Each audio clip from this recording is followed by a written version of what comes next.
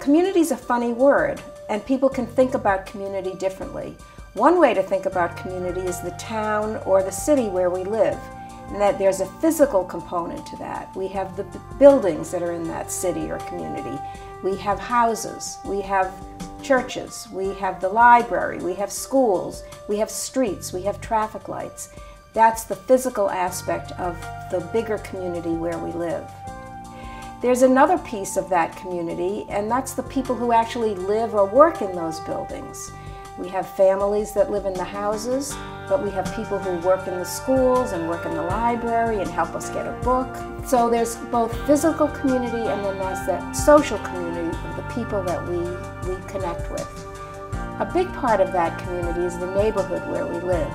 Now, I used to live in a place, in a neighborhood, where there were lots of houses. And in those houses, there were families with young children, there were older people, there were single people who were working, and the people who had children knew each other pretty well. They watched over each other's kids. It was a little harder for older people to stay connected to those, the people in the other houses, because sometimes the older people were a bit hidden. Younger people didn't really know that there was an older person living who might be alone and isolated. At one point, I decided to move into a condo, and now I have a different kind of neighborhood. And interestingly, even though a lot of people live in these buildings where I live now, we don't really know each other, and it really isn't that much of a neighborhood.